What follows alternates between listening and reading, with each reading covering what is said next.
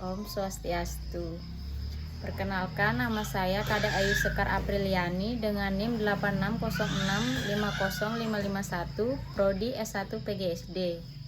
Untuk memenuhi tugas tutorial 2 Pendidikan Agama Hindu, saya akan menjelaskan secara singkat tentang dinamika etika dalam pura. Dalam agama Hindu, etika atau susila merupakan bagian dari 3 kerangka dasar ajaran: tatwa, susila, dan upacara.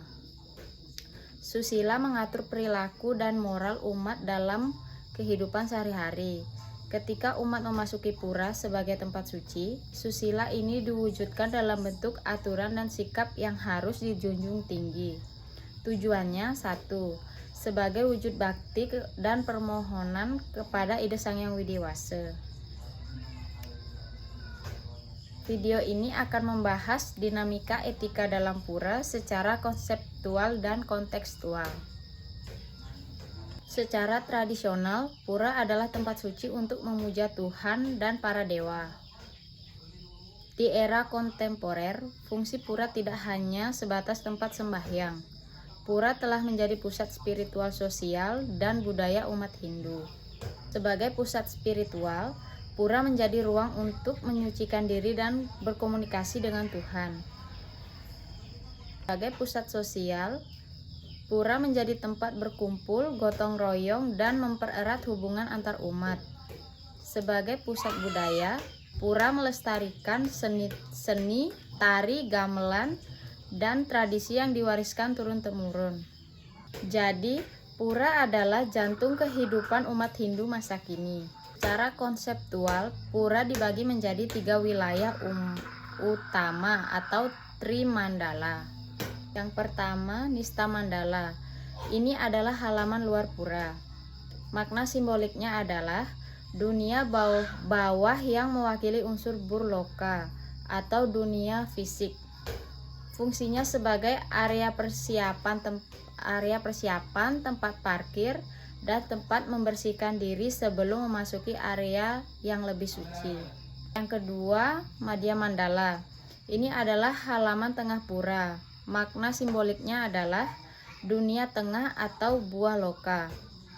Fungsinya sebagai tempat kegiatan sosial dan upacara yang tidak terlalu sakral, seperti rapat adat dan persiapan upacara. Untuk yang ketiga, Utama Mandala. Ini adalah halaman dalam pura yang paling suci. Makna simboliknya adalah Swahloka atau dunia atas. Disinilah terdapat Padmasana dan Pelinggih Utama sebagai tempat memuja Ida Sang Hyang Widiwasa. Hanya kegiatan sembahyang yang diperbolehkan di area ini. Nilai-nilai etika di pura. Saat memasuki dan berada di pura, ada nilai etika yang harus dijaga. Pertama, kesucian diri. Umat diwajibkan mandi dan memakai pakaian adat yang bersih dan sopan, seperti kebaya dan kamen. Kedua, menjaga ucapan dan perilaku. Dilarang berbicara kasar, bercanda berlebihan, dan bersikap tidak sopan. Ketiga, kesadaran spiritual. Saat sembahyang, pikiran harus difokuskan pada Tuhan, bukan pada hal duniawi. Etika ini penting karena pura adalah ruang suci. Jika etika tidak dijaga, kesakralan pura bisa ternoda dan tujuan sembahyang untuk mencapai kedamaian batin tidak tercapai. Tantangan dan